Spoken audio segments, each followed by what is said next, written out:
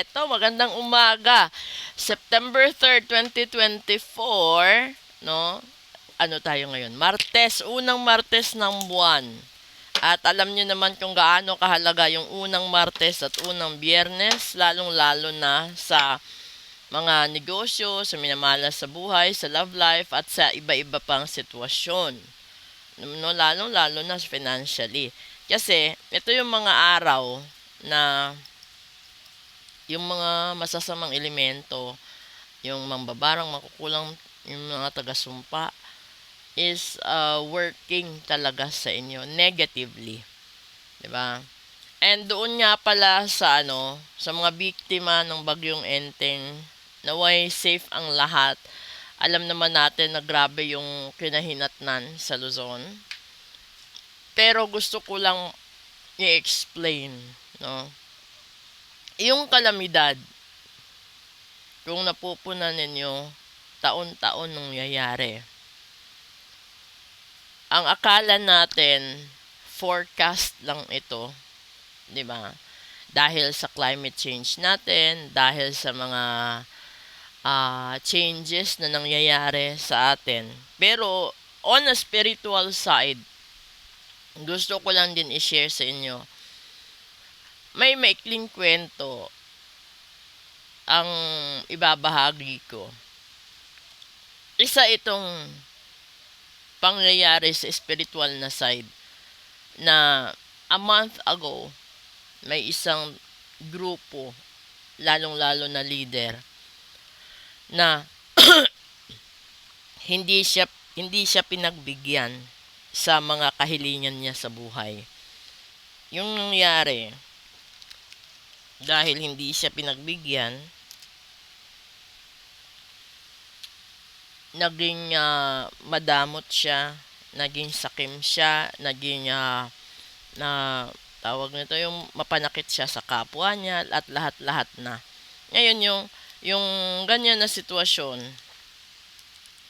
hindi na niya napigilan, kundi pinangako niya sa sarili niya sa buong buhay niya na bawat pinto ng pamamahay, bibigyan niya ng sakit, bibigyan niya ng kamalasan, bibigyan niya ng kung ano-anong problema.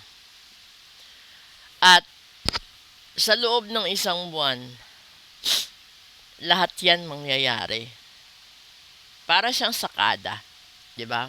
Ngayon, yung buntot ng sumpanan niya ay panahon na para mangolekta siya, and that was the end of August, 'di ba? And then hanggang sa first week of September 'yan. So ibig sabihin July siya nasaktan. Kaya sinasabi kalimitan pag Agosto taghirap. Dahil tail end ng July, buong Agosto hanggang first week of September meron epekto. At ang week na ito yung araw or ito yung linggo na mangungulekta siya. Ibig sabihin, maniningil siya. Ganoon. 'Di ba? Kunin muna natin dito yung baraha. First card. 'Di ba? Singer and then water. Pangalawa, perseverance. Pangatlo, grace. Ito yung grasya.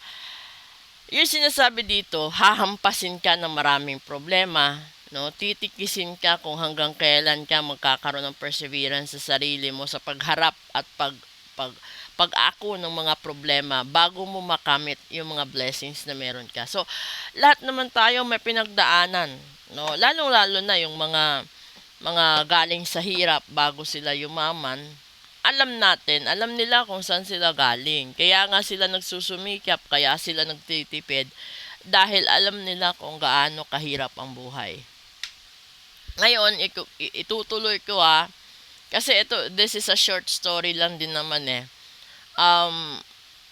yung linggong ito, sa lahat sa inyo, yung may barang, may kulang, may sumpa, may mga masamang panaginip, may mga masamang pangitain, nagkakasakit, nagkakanda malas-malas, na scam, lahat-lahat ay bahagi yan doon sa ancient na nangyayari na tinamaan ka. Ibig sabihin, yung pamamahay mo kulang sa proteksyon, yung sarili mo kapos sa proteksyon, wala kang proteksyon sa trabaho, wala sa lahat, 'di ba? Kasi para siyang mikrobyo, 'di ba? Para magkaroon ka ng protection, bumibili ka ng alcohol, nagdadala ka ng alcohol kahit saan. Ganon din 'yan sa spiritual na pangyayari. Ngayon, kung yung protection mo is nasa sarili mo lang, wala sa trabaho, wala sa kapwa, wala sa paligid, wala sa pamilya mo, kung sino yung walang protection, matatamaan. Kung saan siya pupunta at wala siyang dalang protection, matatamaan. Kaya magtataka ka, ang lusog-lusog, bakit napunta lang saglit doon sa isang lugar, pagbalik, wala na, di ba? Nangangayayat na, parang nagkakasakit na. Ngayong first Tuesday, simula tanghali hanggang papunta na ito ng first Friday, malamang yung iba dadagdagan nila yung barang sumpa at kulam sa inyo, yung iba dadagdagan ang kamalasan, yung iba naman manggagayuma. Yung nagayuma na, malamang magre-renew kasi yung gayuma is may expiration. So, ito yung pakatandaan nyo. Laging may mga unos sa buhay, no? Pero susubukin ang lakas at tapang at tibay bago mo makamtan ang grasya sa buhay mo.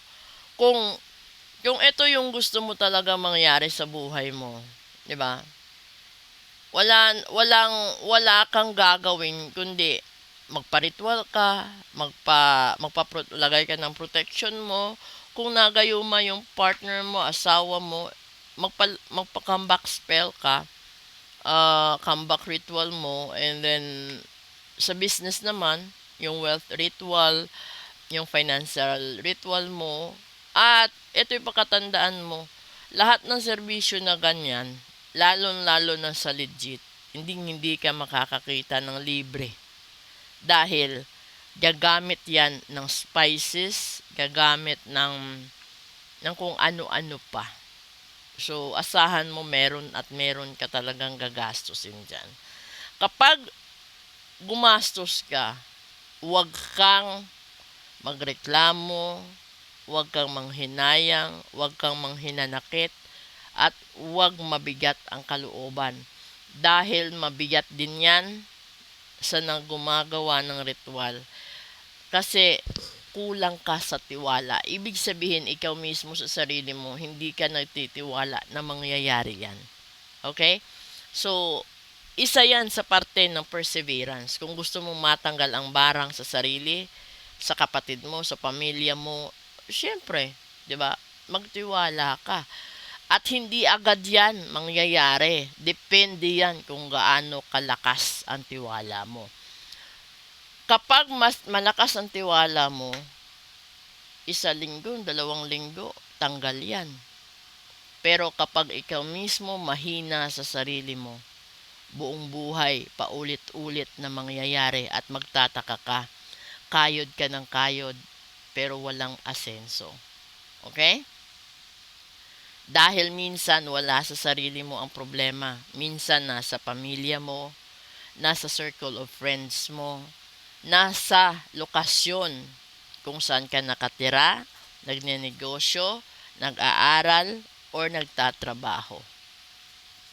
Again, proceed tayo sa special episode. Magandang umaga. Sa gustong magpa-ritual, message lang po kayo. Thank you.